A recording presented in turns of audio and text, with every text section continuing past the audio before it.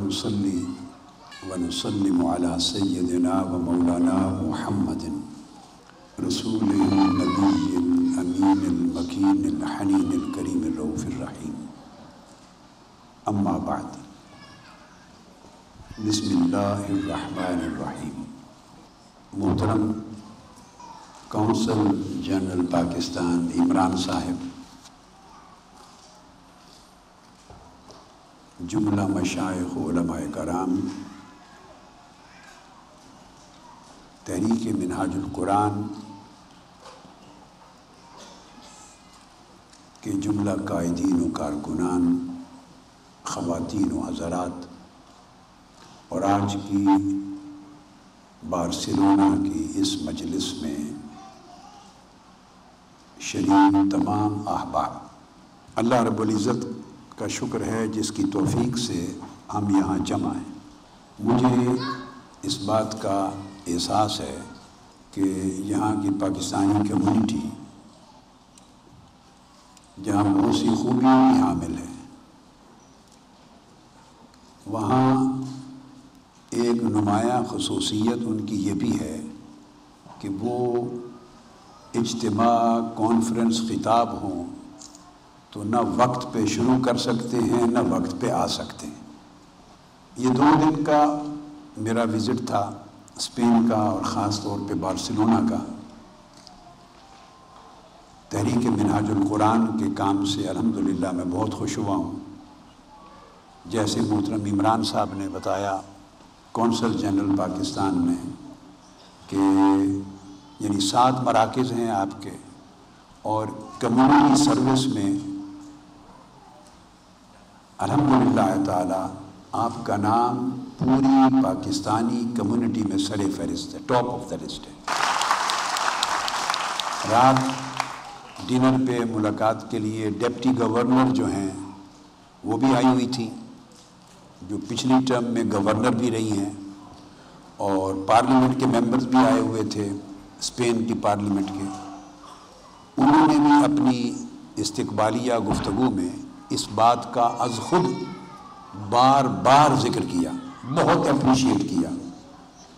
بلکہ جو member parliament تھے محمد شعیب بن شعیب صاحب، وہ تو یہ کہہ رہے تھے کہ اگر منہاج القرآن نہ ہوتا بارسلونا میں تو اسلام کا صحیح چہرہ بھی اسپینش کمیونٹی کو نظر نہ آتا.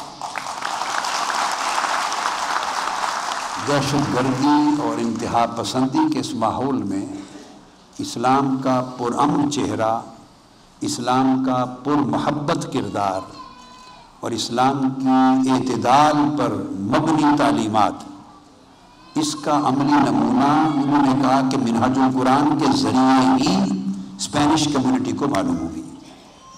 اور یہی رول الحمدللہ تعالیٰ دنیا کے تمام خطوں میں اور کونے کونے میں تحریک منہاج القرآن ادا کر رہی ہے.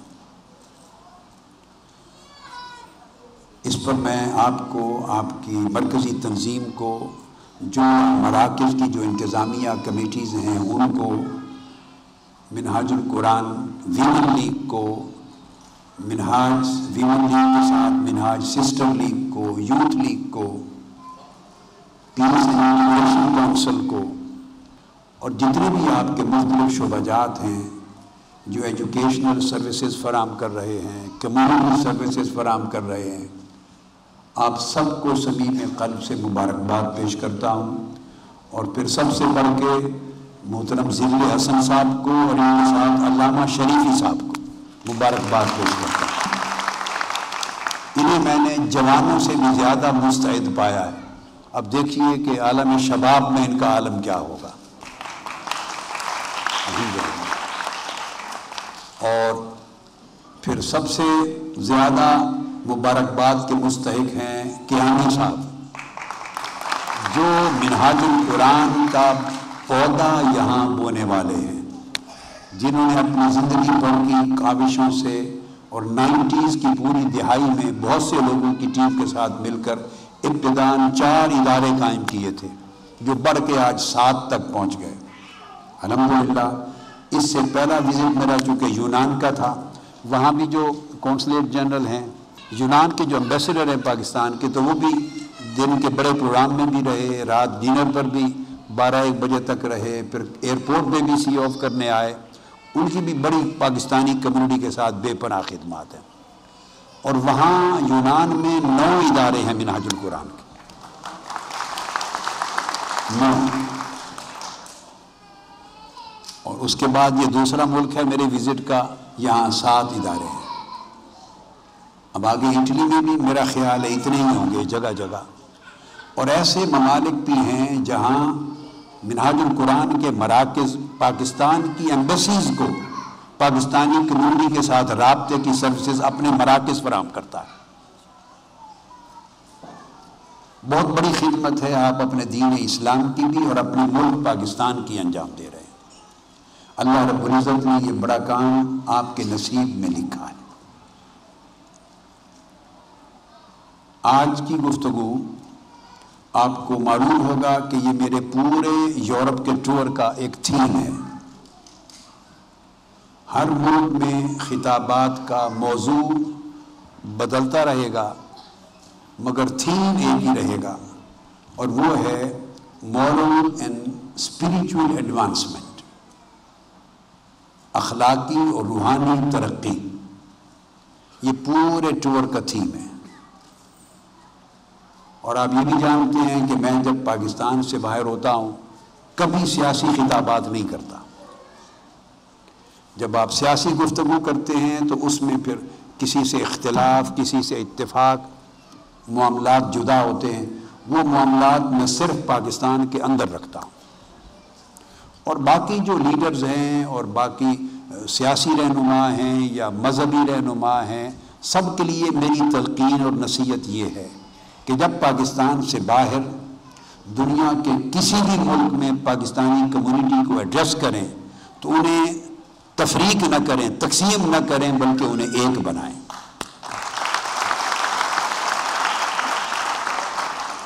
تو اس وقت انہیں پاکستانی ہونے کی حیثیت سے دیکھیں۔ کسی کا تعلق کسی بھی مذہبی جماعت سے ہے یا سیاسی جماعت سے ہے، وہ اس کا اپنا پرسنل رائٹ اور پریروگیٹو ہے، مگر جب لیڈرز اور رہنما آئیں وہ پاکستانی کمیونٹی کو بحیثیت پاکستانی کمیونٹی کو دیکھیں، بحیثیت پاکستان کے دیکھیں، اور ایسا درس اور ایسا سبق اور ایسا میسج دیں جس سے ان کے کردار میں بہتری آئے، جس سے ان کے بیہیویئر میں بہتری آئے، جس سے ان کا برتاؤ اور اخلاق اعلیٰ ہو، تاکہ وہ اپنے دین اسلام کی اور اپنے ملک پاکستان کی نمائندگی کرتے ہوئے کہ آپ میں سے ہر فرد اپنی حیثیت میں اپنے ملک کا سفیر بھی ہوتا ہے۔ ہر شخص اپنے ملک کا، اپنی قوم کا اور اپنے دین و مذہب کا اور اپنے کلچر کا وہ نمائندہ ہوتا ہے، اور نمائندہ ہونے کے ناطے اس کے کردار میں ایک سفارت ہوتی ہے۔ وہ اپنے وجود، اپنے کردار، اپنے برتاؤ، اپنے اخلاق کے ذریعے اپنے ملک اور اپنے قوم کی تصویر دکھاتا ہے لوگوں کو۔ تو آپ کے کردار سے آپ کے ملک اور قوم کی تعریف بھی ہو سکتی ہے، اور آپ ہی کے کردار سے آپ کے ملک اور آپ کے قوم اور آپ کے وطن کی تنقیص بھی ہو سکتی ہے۔ ڈیپینڈ کرتا ہے کہ آپ کس طرح ہو کر دنیا کے سامنے اپنے اخلاق، کردار و سیرت کو دکھاتے ہیں۔ اس سے بحیثیت مسلمان آپ کے دین کا بھی چہرہ لوگوں کے سامنے آتے ہیں۔ یاد رکھ لیں، ویسٹرن ورلڈ ہو یا ایسٹرن ورلڈ، دنیا میں جہاں بھی جاتے ہیں جو نان مسلمز ہیں، غیر مسلم، وہ اسلام کو پڑھنے کے لیے بالعموم کتابوں کو نہیں پڑھتے، یعنی قرآن مجید کا نہیں مطالعہ کریں گے تاکہ انہیں سمجھ آئے کہ اسلام کی تعلیم کیا ہے۔ حدیث اور سنت کی کتابوں کا اسٹڈی وہ نہیں کریں گے کہ انہیں پتہ چلے کہ اسلام کی تعلیم کیا ہے، اور ہزار کتب وہ مطالعہ نہیں کریں گے، وہ تو مسلمان خود نہیں کرتے، نان مسلم نے کہاں کرنا ہے۔ یاد رکھ لیں، ان کے پاس صرف 2 سورس ہیں، اسلام کا امیج اپنے ذہن میں قائم کرنے کے، اسلام کا تصور قائم کرنے کے، اسلام کو سمجھنے کے صرف دو ذریعے ہیں۔ ایک ذریعہ میڈیا ہے، electronic media, T V channels اور اخبارات۔ اسلام کو جو کچھ بنا کے میڈیا دکھا رہا ہے، ویسٹرن ورلڈ کرنے والا شخص، اس کا ذہن معصوم ہے، وہ وہی کچھ سمجھ رہا ہے۔ اگر اس میں دہشت گردی کے واقعات نظر آ رہے ہیں، مستونگ میں دہشت گردی ہو گئی، اس سے قبل بنو میں ہو گئی، اس سے قبل پشاور میں ہو گئی، اس سے پہلے ہوتی رہی، سینکڑوں شہادتیں ہو گئیں، عراق میں دہشت گردی کے حادثات واقعات ہوئے، شام میں ہو گئے، یہاں ہو گئے، وہاں ہو گئے، جہاں بھی ہوئے۔ اس میں کوئی دہشت گرد، صحیح معنی میں دہشت گرد انوالو ہے یا نہیں؟ اگر وہ کرنے والا سو کالڈ مسلم ہے، نام لیتا ہے اسلام کا، اس کا نام اسلامی ہے، تو میڈیا اس دہشت گردی کے عمل کو، اس انتہا پسندی کے عمل کو، اس وائلنس کے عمل کو، ٹیررزم کے عمل کو، ایکسٹریمزم کے عمل کو اسلام کے ساتھ کنیکٹ کر دے گا۔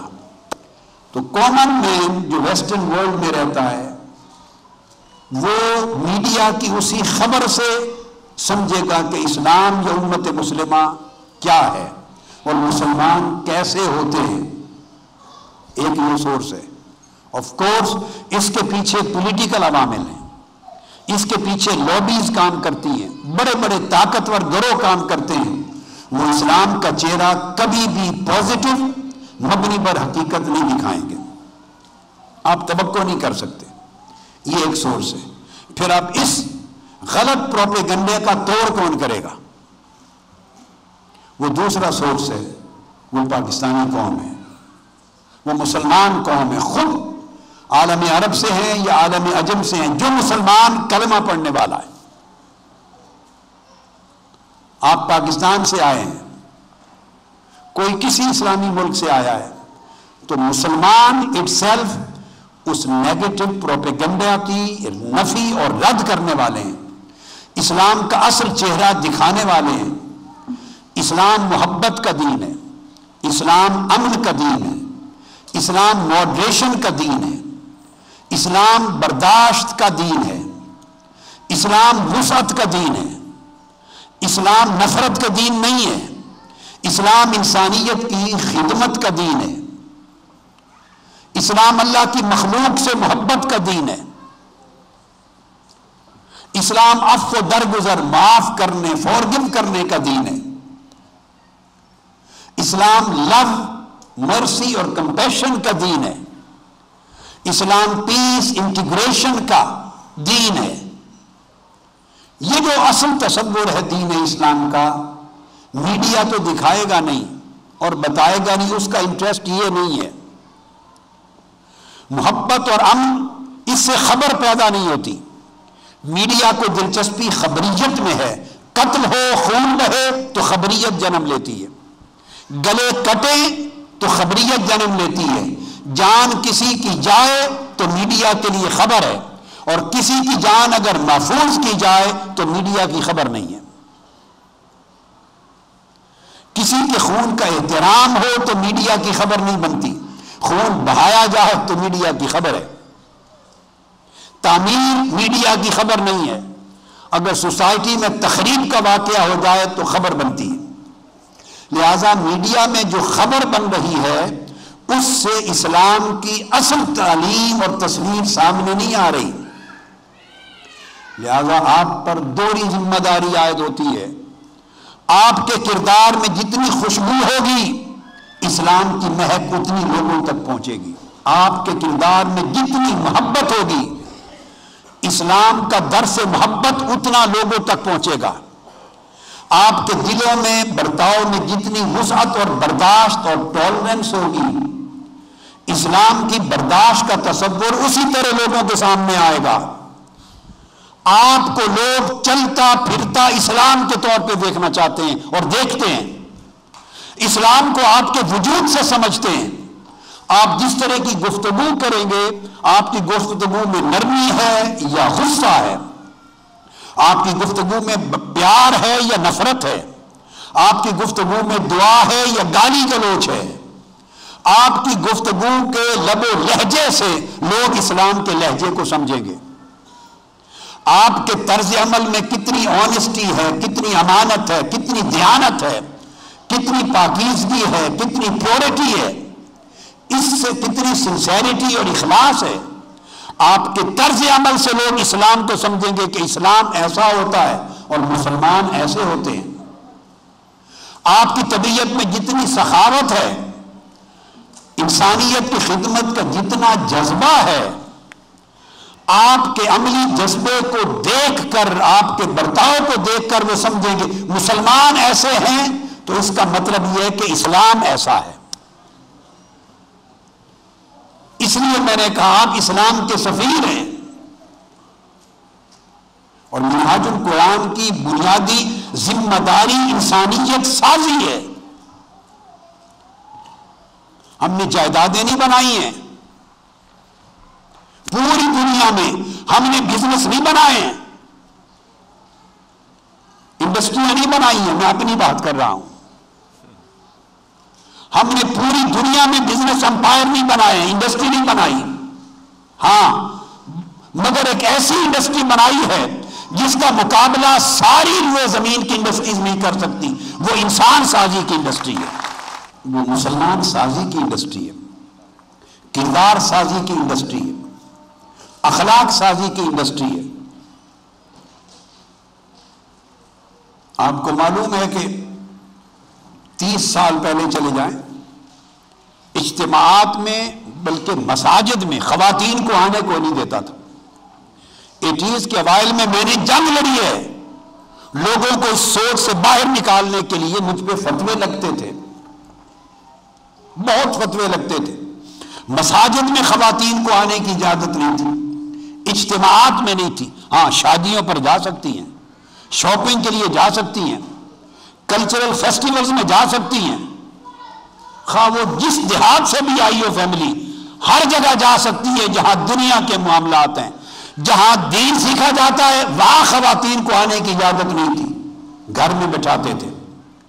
خواتین کو اجتماعات میں لانے اور مردوں کے ساتھ دائیں بائیں برابر بٹھانے میں میں نے زندگی کے 40 برس صرف کیے ہیں، تب جا کے خواتین کو یہ حقوق ملا ہے۔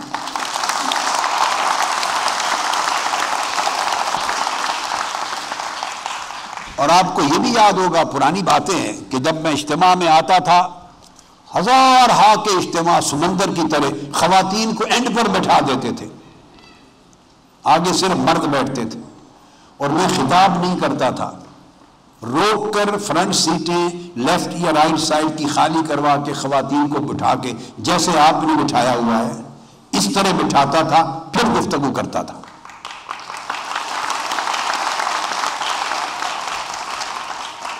اس لیے کہ اللہ رب العزت نے عورت کو مرد کا جوڑ بنایا ہے۔ بولیے کیا بنایا ہے؟ جوڑ، اس کو زوج کہتے ہیں۔ جوڑ برابر ہوتا ہے۔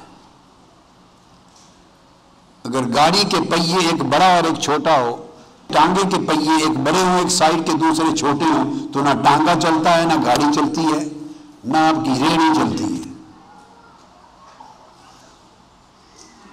مرد ایک پہیا ہے، عورت ایک پہیا ہے، زندگی کی گاڑی کا، فیملی کی گاڑی کا۔ اور جوڑ کا مطلب ہے دونوں کا سائز ایک جیسا ہونا چاہیے، ورنہ ایسے اونچا نیچا ہوگا اور بندے گر جائیں گے۔ اللہ رب العزت نے فرمایا وَلَهُنَّ مِثْلُ الَّذِي عَلَيْهِنَّ بِالْمَعْرُوفِ، ان کے اسی طرح کے حقوق ہیں جیسے تمہارے ہیں مردوں، اچھے طریقے سے برابری کی زندگی اللہ رب العزت نے دی ہے۔ ایسا نہیں کہ آپ 4 فرض پڑھتے ہیں اور وہ 2 پڑھتی ہیں، وہ بھی 4 پڑھتی ہیں، آپ 30 روزے رکھتے ہیں اور وہ 25 رکھتی ہیں، ایسا نہیں ہے۔ اللہ رب العزت نے احکام میں برابر بنایا ہے، فرائض میں، واجبات میں، حقوق میں۔ ہمارے مذہب کا پرچار کرنے والے عورت کو یہ عزت دینے کو تیار نہیں تھے۔ ایک فکری نظریاتی علمی جنگ لڑ کے 35 سے 40 برس کے عرصے میں یہ کیا. یہ اسلام کی اصل تعلیم ہے، دنیا کو بتانے کے لیے کہ عورت کی عزت ہے، ڈسکریمنیشن نہیں ہے، سیکس ڈسکریمنیشن نہیں ہے اسلام میں، ایکویلٹی ہے، سوشل جسٹس ہے، ایکویلٹی ہے، پیس ہے، انٹیگریشن ہے، ایک دوسرے کے ساتھ لونگ ایٹیچیوڈ ہے، کیئرنگ ایٹیچیوڈ ہے. یہ اسلام کا تصور ہے، یہ اسلام کا نقشہ ہے. آپ اس کو پریکٹس کریں گے تو لوگ آپ کی صورت میں چلتا پھرتا اسلام دیکھیں گے، لیونگ اسلام دیکھیں گے. اور اگر آپ کے رویے سے لوگوں کو مایوسی ہوگی تو یاد رکھ لیں وہ مایوسی صرف آپ کی ذات سے نہیں ہو رہی، یہ بات بڑی دور جا رہی ہے. آپ اپنے طرز عمل میں اگر جھوٹ بولیں گے، وعدہ خلافی کریں گے، بددیانتی کریں گے، دھوکہ دہی کریں گے تو صرف آپ دھوکے باز نہیں کہلائیں گے، صرف آپ جھوٹا نہیں کہلائیں گے، صرف آپ خائن اور بددیانت نہیں کہلائیں گے. یہ بات بڑی دور تک جا پہنچے گی، صرف بارسلونا نہیں رہے گی، مدینہ تک جا پہنچے گی. غیر مسلموں کے نزدیک یہ بات مدینہ تک جا پہنچے گی. وہ سمجھا جائے گا کہ ان کو تعلیم ہی ایسی ملی ہے. بات قرآن تک جا پہنچے گی، بات حدیث اور سنت نبوی تک جا پہنچے گی، بات پورے کے پورے دین اسلام پر جا پہنچے گی. لہذا میں نے اپنی تمہیدی گفتگو میں جو تھیم دیا آپ کو، اس وجہ سے میں نے اپنے پورے یورپین ٹور کا theme moral and spiritual advancement رکھا ہے. خطاب کے لیے ہزاروں لاکھوں موضوعات ہوتے ہیں، پھر اللہ کا شکر ہے، اس کا احسان ہے، میرے لیے موضوعات کا کوئی پرابلم نہیں ہے. مگر کیا فائدہ واہ واہ کرنے کے موضوع کر کے کوئی چلا جائے اور آپ سوائے واہ واہ کرنے کے لے کے ہی کچھ نہ اٹھیں. سوال تو یہ ہے کہ جب آپ لے کے سن کر واپس جائیں تو آپ کے ذہنوں میں کچھ داخل ہو چکا ہو، آپ کے دل میں کچھ خیال داخل ہو چکا ہو، آپ کے اخلاق میں تبدیلی لانے کا ایک عزم اور جذبہ پیدا ہو چکا ہو، اور آپ کے اندر زندگی میں ایک نئی کروٹ کا آغاز ہو چکا ہو کہ ہمیں یہ احساس ہے آج کے بعد ہم وہ نہیں جو پہلے تھے. ہمیں اسلام کا نمونہ بن کے دکھانا ہے، ہمیں پاکستان کا نام روشن کر کے دکھانا ہے، ہمیں قرآنی اور اسلامی تعلیمات کا پیکر بن کے دکھانا ہے. ضروری نہیں کہ 100% عمل کر لے. میں تو ایسی کھلی طبیعت کا آدمی ہوں، اگر 1% بھی احساس بیدار ہو جائے اور آپ عملی تبدیلی کا عزم لے کے جائیں، 1% بھی، میرا مقصد پورا ہو گیا، اچیومنٹ ہو گئی. اس لیے امن آپ کی زندگی میں، آپ کی سوسائٹی میں، دنیا میں کہیں بھی امن قائم نہیں ہو سکتا جب تک آپ کے من میں امن نہیں ہے. اور من میں امن لانا، اس کو اخلاق حسنہ کہتے ہیں. اگر من میں امن آ جائے تو یہ خلق حسن ہے، اچھا اخلاق ہے. اس اچھے اخلاق کے لیے آج جو چند چیزیں میں بیان کرنا اور سمجھانا چاہتا ہوں آج کے موضوع کے لیے، وہ جود و سخا ہے. طبیعت کا سخی ہونا. بولیے کیا کہا میں نے؟ پھر کہیے لفظ. دیکھیے 5 مراتب ہیں سخاوت میں. سب سے اونچا درجہ ہے، اس کو کہتے ہیں کرم، اور آخری درجے کی، انتہا درجے کی سخاوت اس کو کرم کہتے ہیں، اور انتہا درجے کا سخی اس کو کریم کہتے ہیں. کہتے ہیں یہ کریم النفس ہے، اس کو کرم کہتے ہیں. اور اس بندے کو جس کو سخاوت کا وہ درجہ ملا ہو، میں آگے سمجھاؤں گا آپ کو، سخاوت سے مراد صرف پیسہ دینا نہیں ہے، وہ مال کی سخاوت ہے. میری کنسنٹریشن مال کی سخاوت، اور اس سے بڑھ کر طبیعت اور نفس اور دل کی سخاوت. بندہ دل کا سخی ہو.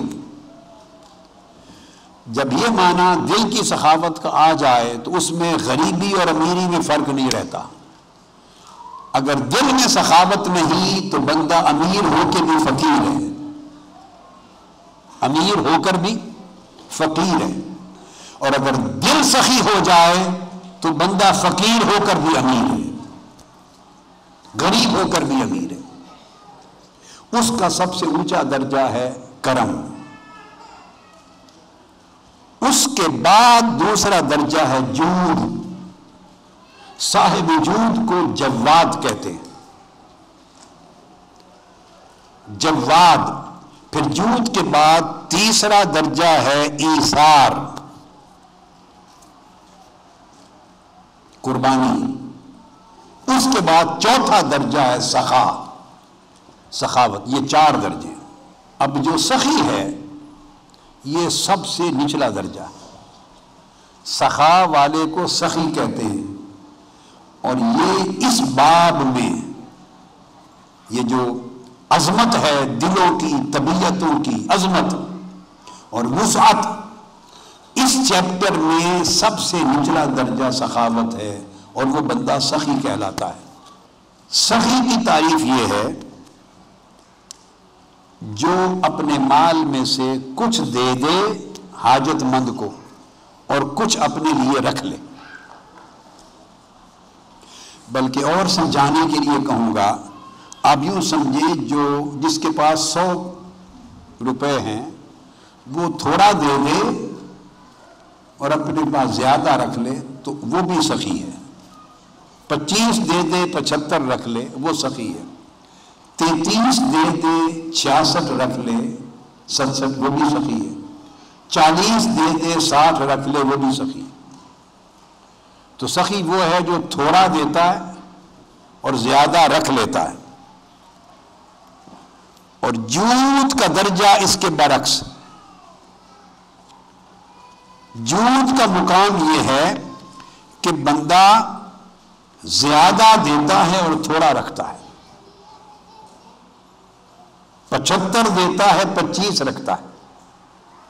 اگر برعکس ہو جائے تو سخاوت سے بڑھ کر بندے کو مقام جود مل جاتا ہے۔ اس کو سخی نہیں کہیں گے، اس کو جواد کہیں گے، جواد کہیں گے۔ اور اگر بندہ دوسرے کی ضرورت کے پیش نظر سارا کچھ دے دے، دوسرے کی ضرورت کے پیش نظر سارا کچھ ہی دے دے، خود فاقہ بھی کر لے، اس کو ایثار کہتے ہیں، اس کو ایثار کہتے ہیں۔ اور جو دے کر بھی سمجھے کہ کچھ نہیں دیا اس کو کرم کہتے ہیں، سب کچھ دے کے سمجھے کہ کچھ نہیں دیا اس کو کرم کہتے ہیں۔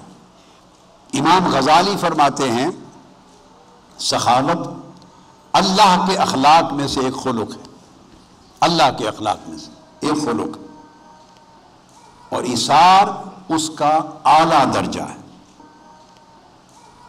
ایثار اس کا اعلیٰ درجہ ہے۔ حضور نبی اکرم صلی اللہ تعالی علیہ وآلہ وسلم نے فرمایا کہ السخا یعنی سخاوت یہ حقیقت میں جنت کے ایک درخت کا نام ہے، جنت کے درخت کا نام ہے السخا، جس کو اردو میں آپ سخاوت کہہ لیں۔ اور فرمایا اس طرح بخل ایک درخت ہے دوزخ میں، اس کا نام ہے بخل۔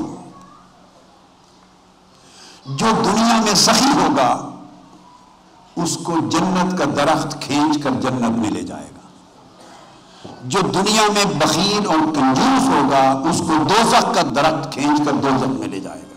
ایک حدیث میں ہے حضور اسلام نے فرمایا کہ یہ جو درخت ہے سخا جنت میں، اس کی شاخیں لوگوں کو نظر نہیں آتی مگر زمین تک ہے۔ کوئی بندہ سخاوت کے جنت والے درخت کی ایک شاخ بھی تھام لے تو وہ درخت سخاوت یعنی سخاوت کا عمل اس بندے کو جنت میں لے جاتا۔ اور دوزخ کا درخت ہے بخل، اس کنجوسی کے درخت کی شاخیں دنیا میں زمین تک ہیں اگر کوئی ایک شاخ بھی تھام لے تو وہ درخت اس کو کھینچ کر دوزخ میں لے جاتا ہے۔ اب شاخ سے کیا مراد ہے؟ شاخ سے مراد عادات ہیں، طبیعت ہے۔ سخاوت دل کا وسیع ہو جانا، دل کا کھلا ہو جانا، اس میں صرف مال کی سخاوت نہیں ہے، اس میں سب سے بڑی سخاوت بندے کا بے نیاز ہونا ہے۔ اولیاء نے اور عرفاء نے بیان فرمایا کہ ایک سخاوت ہے مال کی اور ایک سخاوت ہے نفس کی، دل کی، طبیعت کی۔ عرفاء فرماتے ہیں کہ مال کی سخاوت، مال دینا غریب کو، مسکین کو، حاجت مند کو، مال کی سخاوت سے کہیں زیادہ بلند رتبہ ہے دل کی سخاوت کا۔ مال کی سخاوت تو تب ہوتی ہے اگر آپ کے پاس مال دینے کو بولیے ہوگا، مال ہوگا تو آپ سخاوت کریں گے، کسی کو دیں گے۔ مگر جو سخاوت نفس ہے، سخاوت قلب ہے، اس کی شرط نہیں ہے مال ہو یا نہ ہو، مال کچھ بھی نہ ہو تب بھی اگر دل سخی ہو تو اللہ پاک اس کو جنت کا درجہ عطا کرتا ہے۔ کچھ نہ ہوتے ہوئے دل کا سخی ہونا ہوتے ہوئے مال کی سخاوت سے افضل درجہ ہے۔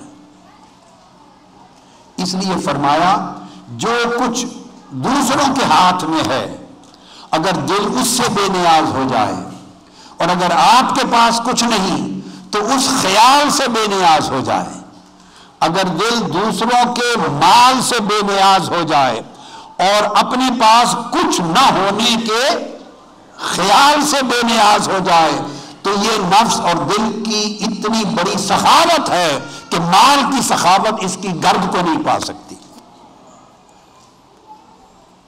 مال کی سخاوت اس کی گرد کو نہیں پا سکتی۔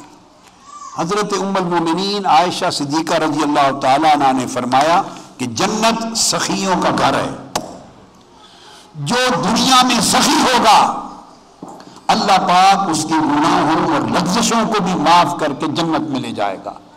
اور سخاوت سے میں نے کہہ دیا کہ اگر سخاوت سے مراد صرف مال کی سخاوت ہوتی تو پھر امیروں کا گھر ہوتا جنت، اگر سخاوت صرف مال کی ہوتی تو جنت امیروں کا گھر ہوتا، لیکن آقا علیہ السلام نے فرمایا کہ جنت فقیروں کا گھر ہے، جس کا مطلب ہے مال نہیں بھی تو بندہ تب بھی سخی ہو سکتا ہے، اور مال نہ ہونے کی صورت میں سخاوت کیا ہے؟ وہ دل کی سخاوت ہے۔ کسی نے آپ سے زیادتی کی، آپ نے معاف کر دیا، یہ دل کی سخاوت ہے۔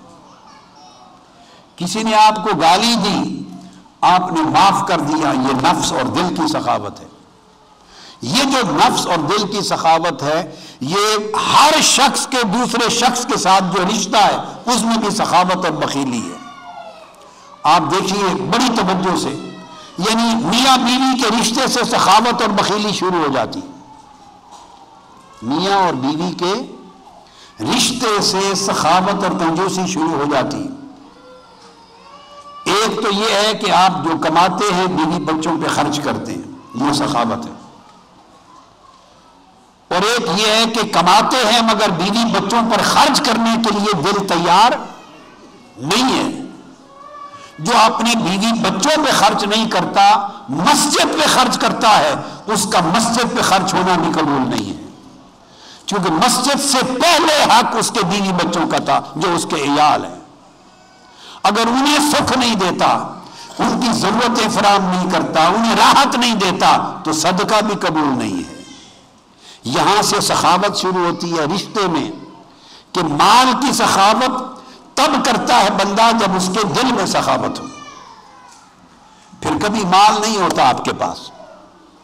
تو یہ جو میاں بیوی میں کڑ ہوتی ہے، چھوٹی چھوٹی بات کو پکڑ کے بیٹھ جاتے ہیں آپ، یہ کہہ دیا شوہر نے، یہ کہہ دیا، یا یوں کہا ہوگا، یا میرے بارے میں اس طرح سوچا ہوگا، یا اس نے کوئی بات کی تو اس کا معنی بنا لیا کہ وہ تو میرے بارے میں سوچتا ہی اس طرح ہے۔ یہ جس طرح نیگیٹو سوچ بڑھتی چلی جائے گی، یہ دل کی کنجوسی ہے، دل کی کنجوسی ہے۔ آپ کا صدقہ اور خیرات بھی قبول نہیں ہوگا چونکہ دل کنجوس ہے۔ اس طرح شوہر کا حال، بیوی نے بات کر دی، شوہر اس سے درگزر نہیں کر سکتا، اس نے اس کی بات کو پکڑ لینا ہے۔ جیسے چیونٹی کی ٹانگ میں رسی باندھ لیتے ہیں نا، تو چھوٹی چھوٹی بات کو پکڑ لینا ہے آپ نے اور اس بات کو رگڑنا ہے۔ اس کو کڑ کڑ کہتے ہیں۔ پنجابی زبان میں اگر ترجمہ کروں تو دل کی کنجوسی کو کڑ کڑ کہتے ہیں۔ چھوٹی چھوٹی باتوں پر تکرار کرنا، چھوٹی چھوٹی بات کو دہرانا، چھوٹی چھوٹی بات پہ رنجیدہ ہو جانا، چھوٹی چھوٹی بات پہ ناراض ہو جانا، غصے میں آ جانا، چھوٹی چھوٹی بات پہ بخشنا، نظر انداز نہیں کرنا، اس بات کو پکڑ لینا، یہ جو سارا طرز عمل آپ آف اینڈ آن گھر میں کرتے ہیں، یہ نفس اور دل کی کنجوسی ہے۔ اگر دل میں سخاوت ہو تو آپ نظر انداز کریں گے، اگر کوئی بات ہو بھی گئی تو نظر انداز کریں گے، کوئی جملہ سن لیا نظر انداز کریں گے، بدگمانی نہیں لائیں گے۔ تو میاں بیوی کا رشتہ وہ بھی تعین کرتا ہے کہ آپ کے رویے میں سخاوت ہے یا کنجوسی ہے، اور کبھی نہ بھولیں طبیعت کی کنجوسی جہنم میں لے جاتی ہے۔ جہنم میں کیسے لے جائے گی؟ آپ تو نماز بھی پڑھتے، روزے رکھتے ہیں، نیک عمل کرتے ہیں، خطاب کرتے ہیں، تقریریں کرتے ہیں، واعظ کرتے ہیں، مسجدیں بناتے ہیں، ادارے بناتے ہیں، تبلیغ کرتے ہیں، بھلائی کے کام کرتے ہیں، 100,000 نیکیاں کرتے ہیں، دوزخ میں کیوں لے جائے گی؟ اس لیے کہ کنجوسی، دل کی تنگی آپ کے اخلاق کو اتنا برا کر دیتی ہے کہ برے اخلاق سارے اعمال اور عبادات پر پانی پھیر دیتے ہیں۔ وہ عمل بچتے ہی نہیں جو آپ کو جنت میں لے جا سکے۔ اور اس کے برعکس اگر دل اور نفس میں سخاوت ہو، طبیعت میں سخاوت ہو، آپ درگزر کریں بندہ ہو کر، شوہر بیوی سے درگزر کرے، بھائی بھائی سے درگزر کرے، ساس بہو سے درگزر کرے، بہو ساس سے درگزر کرے، اعزا اقارب رشتہ داروں سے درگزر کرے، دوست دوست سے درگزر کرے، پڑوسی پڑوسی سے درگزر کرے۔ جب بندہ بندے سے درگزر کرے گا، اللہ پاک لکھ دے گا کہ فرشتوں نوٹ کر لو یہ بندہ ہو کر درگزر کرتا ہے، تو میں قیامت کے دن رب ہو کر درگزر کیوں نہ کروں، معاف کر دوں گا۔ گویا ایک دوسرے سے درگزر کرنا جنت کا سرٹیفکیٹ لے لینے کے مترادف ہے۔ آپ لیتے ہیں نا لائف ممبرشپ سرٹیفکیٹ، تاحیات رفاقت، دستخط کروا کے لیتے ہیں نا، وہ تاحیات رفاقت ہے، یہ جنتوں کی رفاقت ہے۔ اگر آپ کے دل سخی ہو جائیں، طبیعت سخی ہو جائے، نفس سخی ہو جائیں، آپ کے برتاؤ میں رویے میں سخاوت آ جائے، عفو درگزر آ جائے، اور اب وہ درگزر یہ پریکٹس کرنی ہے۔ انسانی رشتوں میں اونچ نیچ بات چیت ہوتی رہتی ہے، انسانی رشتے جو ہوئے نا ہوتی رہتی ہے، بس بات چیت ہو اور آپ درگزر کریں، بات کو پکڑے نہیں، یہی سخاوت نفس ہے۔ اگر آپ پکڑ لیں تو یہ کنجوسی اور بخل نفس ہے۔ اس لیے فرمایا کہ یہ جو خیرات اور صدقہ کی سخاوت ہے اس کا درجہ نیچے ہے، اس سے بڑھ کر درجہ ہے دل اور نفس کی سخاوت، طبیعتوں کی سخاوت۔ اور اگر طبیعت میں سخاوت نہ ہو تو بندے کے رویے میں سخاوت نہیں آتی۔ حضرت ابو ہریرہ رضی اللہ تعالیٰ عنہ روایت کرتے ہیں، آقا علیہ الصلوۃ والسلام نے فرمایا السخی قریب من اللہ تعالی، قریب من الجنہ، قریب من الناس وبعید من النار۔ فرمایا جس شخص کو یہ سخاوت نصیب ہو جائے، پھر کہہ رہا ہوں مال کی سخاوت ادنا سخاوت ہے، اور مزاج کی سخاوت، طبیعت کی سخاوت، نفس اور قلب کی سخاوت اعلیٰ سخاوت۔ فرمایا جس کو سخاوت نصیب ہو جائے وہ اللہ کے قریب ہو جاتا ہے، یعنی وہ قربت آپ کو نفلی نمازیں، نفلی حج، نفلی روزے، نفلی عبادتیں اور دیگر نوافل وہ قربت نہیں دے سکتے جو دلوں کی سخاوت سے آپ کو قربت الہیہ نصیب ہو جاتی ہے، اللہ کے قریب ہو جاتا ہے۔ اور فرمایا آقا علیہ السلام نے پھر وہ جنت کے قریب ہو جاتا ہے، پھر وہ لوگوں کے قریب ہو جاتا ہے، لوگ بھی اس سے محبت کرتے ہیں، اور جنت کے قریب اور دوزخ سے دور کر دیا جاتا ہے۔ اور اس کے برعکس آقا علیہ السلام نے فرمایا والبخیل بعید من اللہ، اور جس کی طبیعت میں کنجوسی ہو وہ اللہ سے دور ہو جاتا ہے، وہ جنت سے بھی دور ہے، وہ لوگوں سے بھی دور ہے اور دوزخ کے قریب ہے۔ اور حضور علیہ الصلوۃ والسلام نے فرمایا اگر کوئی سخی ہو طبیعت کا اور بے شک جاہل بھی ہو یا اس کے عمل بھی کم ہو تو اللہ کو زیادہ محبوب ہوگا اس شخص کے مقابلے میں جو دیکھنے میں بڑا عبادت گزار ہے، ہر وقت مسجد میں ہے، نماز پڑھتا ہے، تسبیح اس کے ہاتھ میں ہے، تبلیغ کرتا ہے، عالم ہے، علم ہے اس کے پاس، سب کچھ کرتا پھرتا ہے، مگر کنجوس ہے اپنی طبیعت میں، طبیعت میں کنجوس ہے، یعنی دل اس کا درگزر نہیں کر سکتا، معاف نہیں کر سکتا، نظر انداز نہیں کر سکتا، کسی کے لیے دل میں وسعت نہیں ہے، اس کی ساری نفلی عبادتیں اور تسبیحات مل کر بھی اس کو اللہ کی قربت نہیں دے سکتی۔ یہ بات کی سمجھ آ رہی ہے؟ بتائیں۔ حضرت عبداللہ ابن مسعود رضی اللہ تعالیٰ نے فرمایا کہ آقا علیہ السلام نے ارشاد فرمایا جنت کے سارے دروازے فقیروں پر کھلے ہیں، وہ فقیر جو اللہ کی راہ سے نہ ہٹے، وہ فقیر جو اللہ کے رسول کے حکم سے نہ ہٹے، جن کی زندگی اللہ کی رضا کی راہ پر ہو، نافرمانی اور معصیت پہ نہ ہو، اور پھر فقر میں صبر کریں، ان فقیروں پر جنت کے سب دروازے کھلے ہیں۔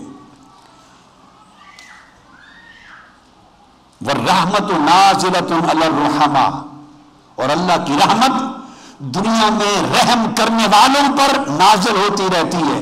جن لوگوں کے دلوں میں رحمت ہوگی، طبیعتوں میں رحمت ہوگی، مزاج میں رحمت اور شفقت ہوگی، جو لطیف ہوں گے، نرم ہوں گے، شفقت کریں گے، درگزر کریں گے، پیار کریں گے، ایسے لوگوں پر اللہ کی رحمت ہر وقت برسات بن کے برستی رہتی ہے۔ وہ اللہ کی رحمت میں نہاتے رہتے ہیں، وہ لوگ رحمت سے جڑ جاتی ہے۔ اللہ کی رحمت ان دلوں پر اترتی ہے جن دلوں میں رحمت نظر آتی ہے اسے۔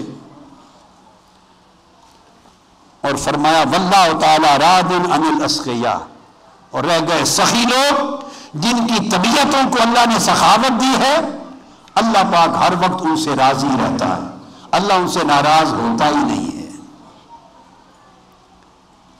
اب یہ زندگی کی ایک نئی اپروچ مل رہی ہے کہ نہیں؟ بتائیے، ہاتھ کھڑا کریں جو محسوس کر رہے ہیں کہ نئی اپروچ مل رہی ہے، ہاتھ کھڑا کریں، جنہیں احساس ہو رہا ہے کہ ایک نیا زاویہ نگاہ زندگی بسر کرنے کا مل رہا ہے۔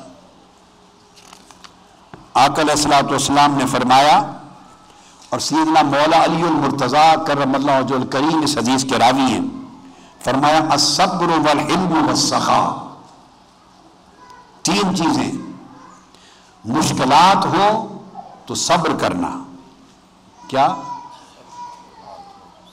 مشکل وقت میں صبر کرنا، والحلم، ایسی سچویشن جس میں طبی طور پہ غصہ آتا ہے اس میں حلم کرنا، برداشت کرنا۔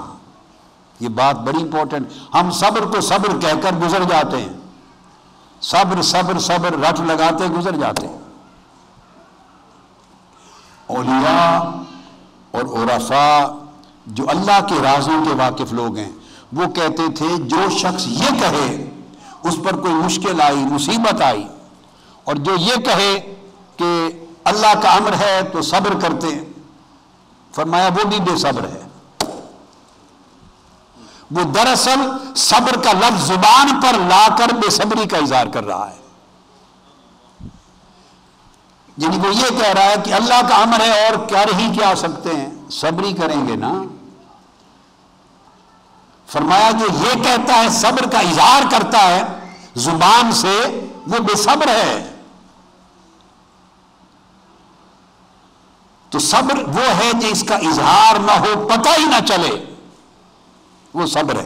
فرمایا مشکلات ہوں تو بندے کے عمل اور رویے اور سوچ اور طبیعت میں صبر رہنا۔ میرا فوکس سارا آج طبیعت پر ہے، آج کے خطاب کا جو فوکس ہے جود و سخا کا یا صبر و حلم کا، یہ سارا طبیعت پر ہے۔ فرمایا مشکل سچویشن میں صبر کرنا، یعنی تنگی محسوس نہ ہو یہ، اور اگر ایسی سچویشن ہو جائے جس میں نارملی غصہ آتا ہے، آپ کو کسی نے گالی دے دی، کسی نے آپ کی شکایت کر دی، کسی نے آپ کی شکایت کر دی، کسی نے آپ کو برا بھلا کہہ دیا، کسی نے آپ کی عزت نہیں کی، وغیرہ وغیرہ، آپ مثالیں اپنے آپ بنا لیں۔ ایسی صورت سچویشن پیدا ہو گئی جس میں طبعاً غصہ آتا ہے، تو فرمایا غصے کے مواقع پر، جس کو کہتے ہیں غصے کے مواطن اور غصے کے مواقع پر برداشت کرنا، ہنس کے برداشت کرنا، غصہ پی جانا اور چہرے پہ مسکراہٹ رہنا، اور صرف چہرے پہ نہیں، مصنوعی مسکراہٹ بھی معلوم ہو جاتی ہے، نہیں دل میں بھی مسکراہٹ رہے، تو یہ حلم اور سخا، کچھ ہو یا نہ ہو نفس سخی رہے، نہ دوسرے کے مال پر دھیان رہے، نہ اپنے فقر کا خیال رہے، طبیعت میں سخاوت اور بے نیازی ہو۔ فرمایا یہ جو تین خوبیاں ہیں من اخلاق الانبیاء، یہ انبیاء کے اخلاق ہیں، صبر، حلم اور سخا نبیوں کے اخلاق ہیں۔ اور فرمایا جس شخص کو انبیاء کے اخلاق میں سے ایک خلق بھی نصیب ہو جائے وہ جنت میں جاتا ہے،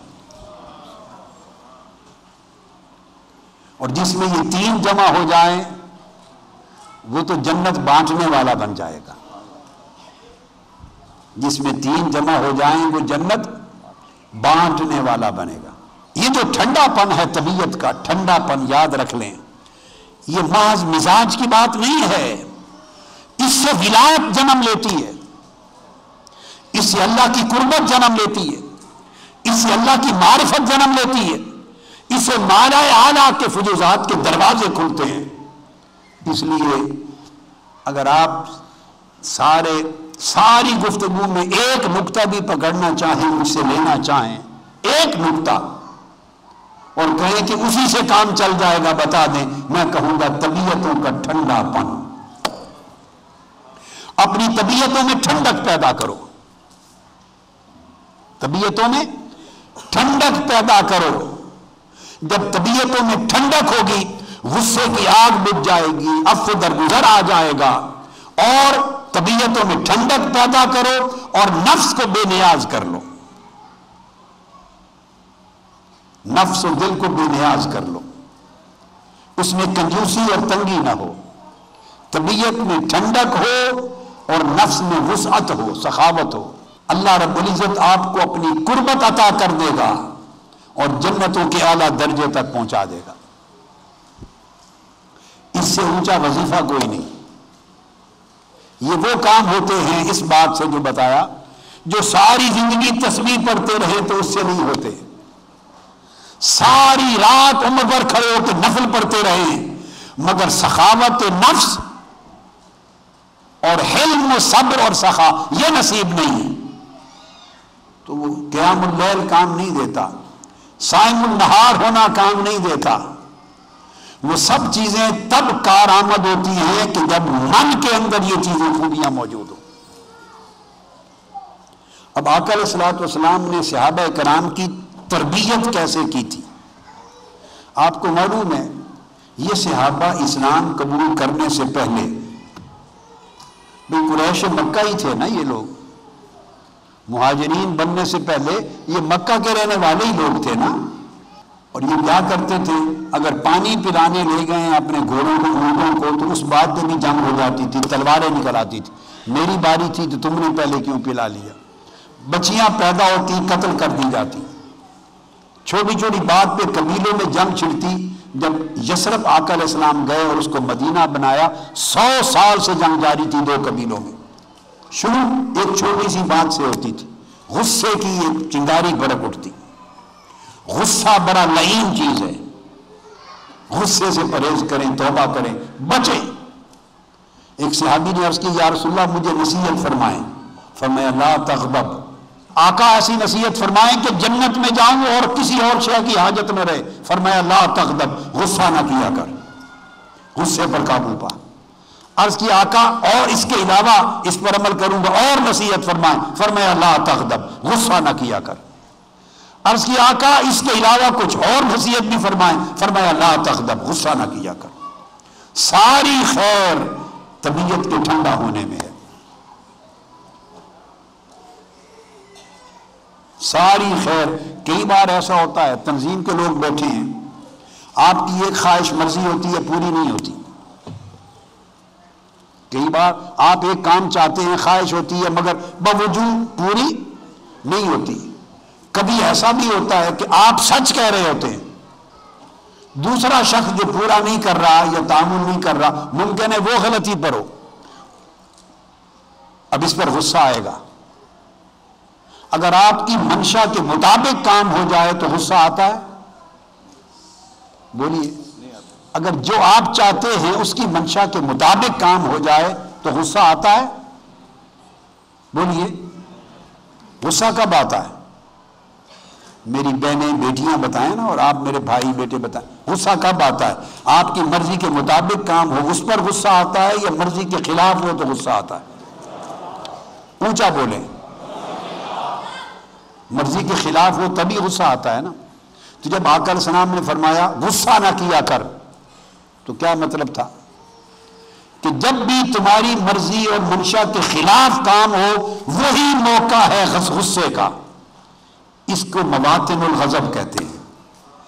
اس موقع پر کہ ہو غصہ دلانے کا وقت مگر آپ ٹھنڈے رہیں، یہ حلم ہے. اور فرمایا حلم نصیب ہو جائے تو یہ انبیاء کے خلق میں سے خلق ہے. اب صحابہ کرام اسلام قبول کرنے سے پہلے ان کے اندر غصے تھے نا، بات بات پہ تلواریں نکل آتی، جنگیں ہوتی. اب اسلام قبول کیا، دیکھیے آقا علیہ السلام کی تربیت کیا تھی، کیا سے کیا بنا دیا، کتنا بدل دیا. وہ ایک واقعہ سن لیں.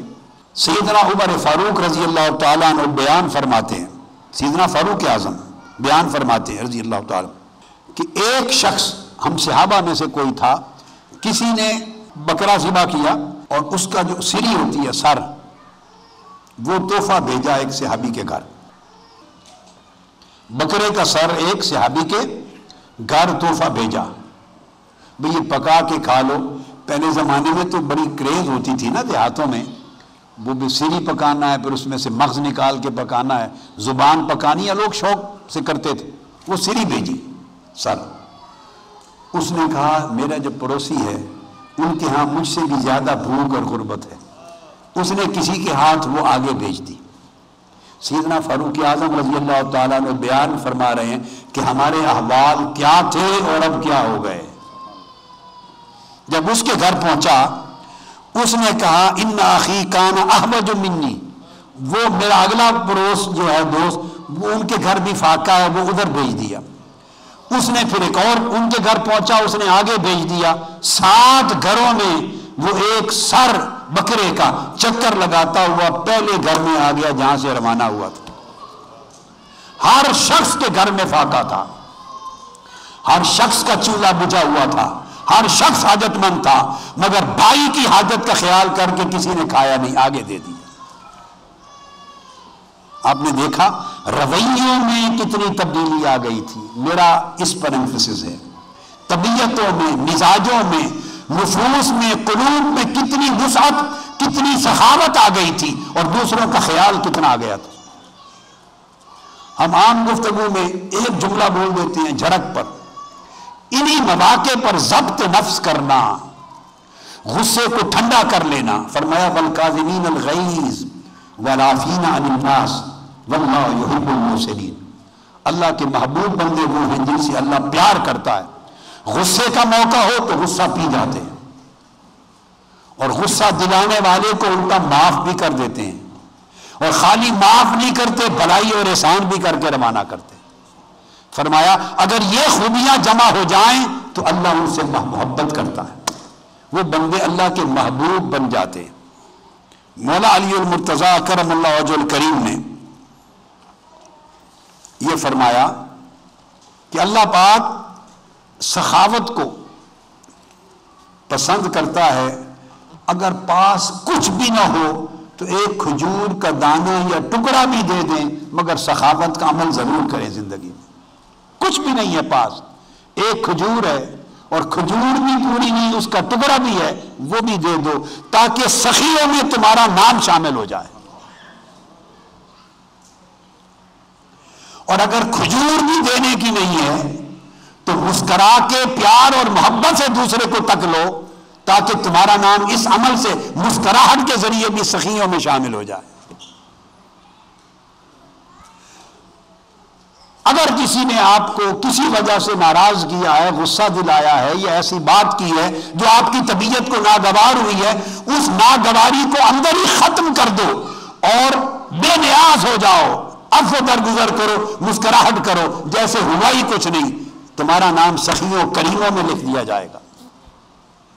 دیکھو اللہ پاک نے سخاوت کے لیے کوئی شرط ہی نہیں لگائی کہ اتنا پیسہ ہو تو سخی بنتے ہو، نہیں، ایک پائی بھی پلے نہ ہو تب بھی سخی بن سکتے ہیں۔ رویے سخی ہو جائیں، طبیعت سخی ہو جائے، مزاج سخی ہو جائے، برتاؤ سخی ہو جائے۔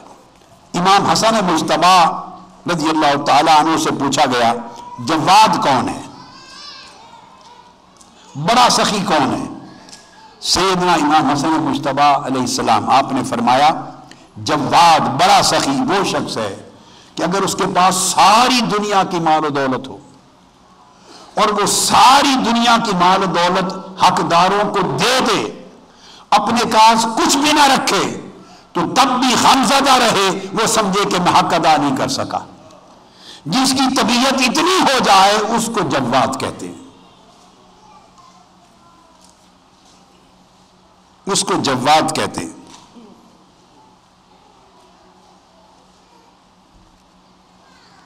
ایک بدو اعرابی حضرت عمرو بن العاص رضی اللہ تعالیٰ عنہ کے پاس آیا اور اس سے کہا کہ میں مقروض ہوں، پریشان حال ہوں، تو میری مدد کر دیں، میں نے قرض ادا کرنا ہے۔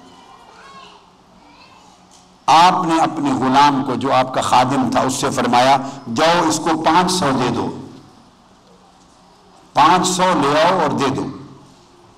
500 کے ساتھ آگے کرنسی کا نام یوز نہیں کیا کہ درہم دے دے یا دینار، یہ نہیں کہا۔ آپ سمجھ لیں 500 دے دے، یہ نہیں کہا کہ 500 روپے دے دے یا 500 یورو دے دے۔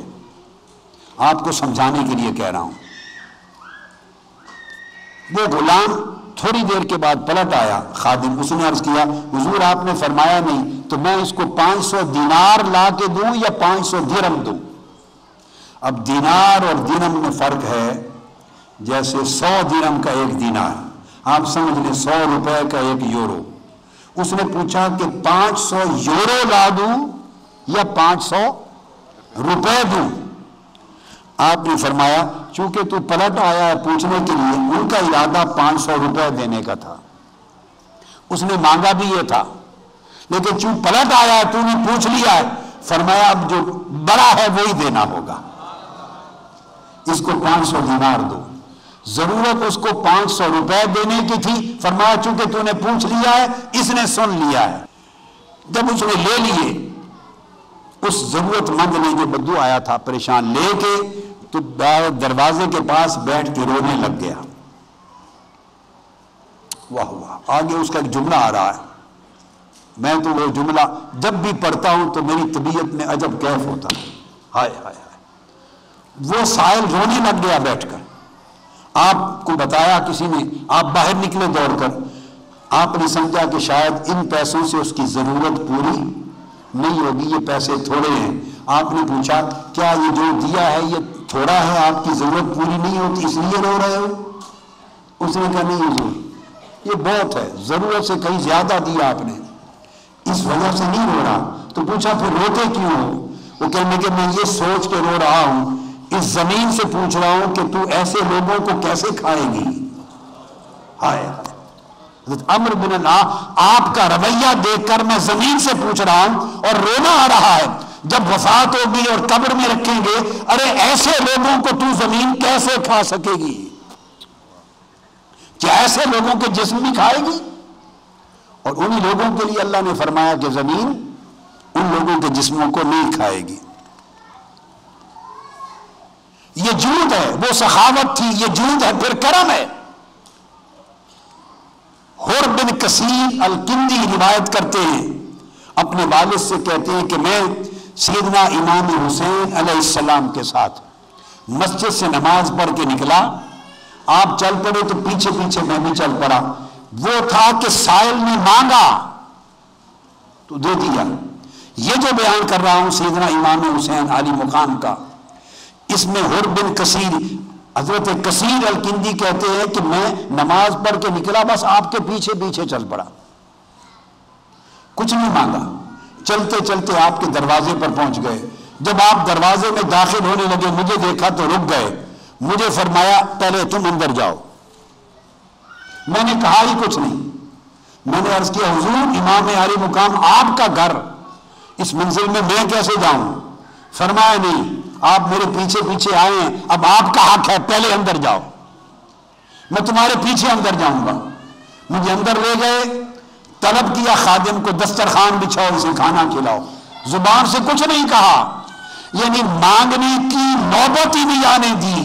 ایسا کردار ہو تو وہ کریم ہوتا ہے، مانگنے کی نوبت نہ آئے۔ کسی نے پوچھا کہ کریم کون ہوتا ہے؟ اولیاء کہا کرتے کریم وہ ہوتا ہے اور سخی وہ ہوتا ہے کہ کوئی اس سے زیادتی کرے اور یہ اس کو معذرت کرنے کی نوبت ہی نہ آنے دے، معذرت کے بغیر معاف کر دے، وہ کریم ہے۔ اور جو شخص زیادتی کرنے والے کو یہ موقع دیتا ہے کہ وہ سوری کہے اور اس کے سوری کہنے پر معاف کرے، فرمایا وہ کنجوس ہے، وہ بخیل ہے، وہ سخی نہیں ہے۔ اس نے دوسرے کو سوری کہنے کا وقت دیا اور سوری کہہ کے اسے شرمسار کیا۔ جب سوری کہتا ہے تو شرمسار ہوتا ہے نا، جو دوسرے کو زیادتی کرنے والے کو شرمسار ہی نہ ہونے دے اور اس کے بغیر معاف کر دے، فرمایا وہ کریم متبع ہے۔ امام حسین نے فرمایا بیٹھے، کھانا کھلایا، فرمایا جب کھانے سے فارغ ہو گئے تو آپ نے دسترخوان کے نیچے سے ایک تھیلا نکالا اور تھیلا نکال کے مجھے تھما دیا، فرمایا یہ بھی لے جاؤ، اپنی ضروریات پوری کر لینا۔ میں باہر نکل کے میں نے گنتی کی، وہ 500 درہم تھے، اس میں بغیر مانگے 500 درہم تھے۔ میں بیٹھ گیا، میں نے کہا کہ یہ کرم ہے، جود ہے، سخا ہے۔ یہ بھی نہیں پوچھا کہ تمہاری ضرورت ہے، کہ صرف دیکھا پیچھے آ رہا ہے اور خیال کیا اسے مانگنے کی نوبت نہ آئے، مانگے گا تو شرمسار ہوگا، اس کو شرمساری سے بھی بچانا اور اس کی ضرورت کو پوری کر دینا، یہ طبیعت کی سخاوت ہے۔ اس مقام کو کرم کہتے ہیں اور ایسے شخص کو کریم متبع کہتے ہیں کہ جو سوال کے بغیر دے دے، سوال کے بغیر دے دے۔ یہاں ایک خاص بڑی اہم چیز آپ کو اسی باب میں بتانا چاہتا ہوں۔ سیدنا امام حسن مجتبی اور سیدنا امام حسین اور حضرت عبداللہ بن جعفر رضی اللہ تعالیٰ عنہ، یہ تینوں حج پر گئے۔ امام ابو سعد نیشاپوری نے تہذیب الاسرار میں بیان کیا ہے، حج سے واپس پلٹے تو ان تینوں کا سامان گم ہو گیا، جو کھانا پینا پاس تھا وہ گم ہو گیا، کھانا بھی پانی بھی۔ بڑی پیاس لگی، صحرا تھا، صحرا کا سفر تھا، بھوک بھی لگی۔ اس اثناء میں دیکھا ایک خیمہ ہے، وہاں گئے، ایک خاتون بیٹھی تھی، اس سے پوچھا امام حسن مجتبی، سیدنا امام حسین اور حضرت عبداللہ بن جعفر تینوں، پوچھا تمہارے پاس کچھ پانی ہے؟ اس نے کہا اس وقت تو پانی بھی نہیں، یہ بکری ہے، اس کا دودھ ہے، دو کے پی لو۔ فرمایا بہت پیاس لگی ہمیں، تو آپ نے پھر کسی ایک نے، حضرت عبداللہ بن جعفر نے بکری کا دودھ دھوا اور تھوڑا تھوڑا تینوں نے پی لیا۔ بھوک بھی بہت لگی تھی، پوچھا کچھ کھانے کو ہے؟ اس نے کہا کہ کھانے کا بھی اور کچھ نہیں، یہی بکری ہے۔ اس کو ذبح کر کے تو پکا کے کھا لو، میں پکا دیتی ہوں۔ کسی ایک نے ذبح کر دی، اس خاتون نے کھانا پکا کے دے دیا، آپ نے کھا لیا۔ اس کو کہا اگر ہم سلامتی سے پلٹ کے آ گئے تو انشاءاللہ تمہارے ساتھ خیر کا سلوک کریں گے۔ چلے گئے۔ جب اس خاتون کا شوہر واپس آیا، اس نے دیکھا تو میری تو بکری کوئی نہیں کھڑی، کہاں گئی؟ اس نے کہا 3 مسافر آئے تھے، یہ واقعہ ہوا۔ وہ ناراض ہوا اپنی بیوی سے۔ وہ کون تھے؟ انہوں نے کہا، انہوں نے اتنا کہا تھا، نام تو نہیں بتایا، کہا تھا ہم قریش میں سے ہیں، قریش میں سے ہیں، تمہارا بدلہ چکا دیں گے اچھے طریقے سے، بس اور کچھ نہیں۔ اس نے کہا وہ خدا جانے کون ہے قریش میں سے، تو بکری بھی چلی گئی اور کچھ بھی نہیں بچا گھر میں ہمارے۔ وہ شوہر نے پھر اونچ نیچ کی، ناراضگی کی، خاتون خاموش ہو گئی۔ کچھ عرصے کے بعد اس بوڑھی خاتون کا جانا ہوا مدینہ پاک۔ مدینہ طیبہ گئی، تھوڑے ہی دنوں کے بعد گلی سے گزری تو امام حسن مجتبیٰ گھر کے باہر بیٹھے تھے۔ آپ نے فوری اپنے خادم کو بھیجا، اس خاتون کو بلایا، پوچھا اے خاتون تم نے مجھے پہچانا؟ اس نے کہا نہیں میں تو نہیں پہچانتی، آپ کون ہیں؟ آپ نے فرمایا وہ 3 آدمی تمہارے پاس آئے تھے اور تمہاری بکری تم نے ذبح کر کے کھلائی تھی۔ کہتے ہیں ہاں، کہتے ہیں وہ میں تھا۔ اس نے کہا اللہ کی قسم میں نہیں پہچان سکی۔ اچھا وہ آپ تھے؟ فرمایا میں تھا۔ آپ نے فرمایا رک جا۔ خادم کو بھیجا، بڑے بڑے ریوڑ ہوتے تھے اس زمانے، کسی کے پاس 1000 بکریوں کا ریوڑ تھا، وہ خریدا، ادھار بعد میں پیسے ادا کرتے رہیں گے۔ 1000 بکریوں کا ریوڑ خریدا اور 1000 دینار اس خاتون کو دیے کہ تم سے کہا تھا نا کہ پلٹ کے آ گئے تو بھلائی کریں گے، تو ہم تمہارا بدلہ تو نہیں دے سکتے، تم نے اس وقت کھانا کھلایا تھا، مگر یہ لے جاؤ۔ 1000 دینار اور 1000 بکریاں اس کو دے دی اور ساتھ خادم کو بھیجا، کہا کہ میرے بھائی کو بھی ملتی جاؤ، اس گلی میں حسین کا گھر ہے۔ وہ خاتون اگلی گلی میں آپ کا خادم لے گیا، امام حسین نے پوچھا بھائی بی بی آ گئی؟ ہاں۔ آپ نے ایک اور ریوڑ 1000 بکریوں کا کسی مالک سے خریدا، وہ بھی اس کو دے دیا اور 1000 دینار بھی دے دیے۔ فرمایا یہ لے لو۔ پھر خادم کو بھیجا، کہا کہ ہمارے بھائی عبداللہ بن جعفر کو بھی ملتی جاؤ۔ اس کے پاس گئے، اس نے پوچھا حسن اور حسین سے مل کے آئی ہو؟ انہوں نے کیا دیا؟ 1000 دینار، 1000 بکریوں کے ریوڑ۔ انہوں نے بھی 1000 دینار اور 1000 بکریوں کا ریوڑ دے دیا۔ وہ خاتون واپس پلٹی جس نے ایک بکری ذبح کر کے کھلائی تھی حسنین کریمین کو، وہ کریم کہلاتے ہیں، اور عبداللہ بن جعفر کو، واپس پلٹی 3000 بکریاں لے کر اور 3000 دینار لے کر۔ یہ اس درجے کی سخاوت جب تک طبیعت کا کریم نہ ہو اس کو نصیب نہیں ہو سکتی۔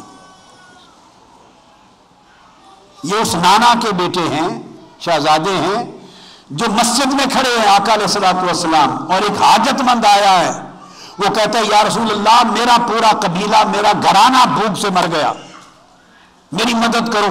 آپ باہر نکل آئے مسجد چھوڑ کر، آپ کے پاس بکریوں کا ریوڑ تھا، 2 پہاڑوں کے درمیان پوری وادی بھری ہوئی تھی آپ کی بکریوں سے۔ اس نے کہا یہ ساری بکریاں مجھے دے دیں۔ 1000 بکریوں کا ریوڑ تھا، آقا علیہ السلام نے ساری بکریاں 1000 بکریاں اس کو دے دی، جاؤ اپنے سارے قبیلے کو بانٹ دو۔ وہ واپس گیا، مسلمان بھی نہیں تھا، واپس گیا، پورے قبیلے کو جمع کیا، بکریاں بانٹ دی اور کہنے لگے لوگوں رب کی قسم جس کو بھی ہم مانتے ہیں محمد اللہ کا سچا رسول ہے صلی اللہ علیہ وسلم۔ انہوں نے پوچھا کیوں؟ اس نے کہا وہ اتنا سخی ہے کہ سارا کچھ 2 پہاڑوں کے درمیان سارا ریوڑ مجھے دیا ہے، اور خود فقر اور فاقے کا پرواہ تک بھی نہیں کی، خوف بھی نہیں کیا کہ شام کو کیا کھاؤں گا۔ جو اتنا سخی ہے اس کا دعویٰ غلط نہیں ہو سکتا، وہ سچا نبی ہے۔ سارا قبیلہ آقا علیہ السلام کی اس کرم اور سخاوت پہ مسلمان ہو گیا، کلمہ پڑھ لیا۔ یہ جو بنیادی چیز میں نے آپ کو سمجھائی،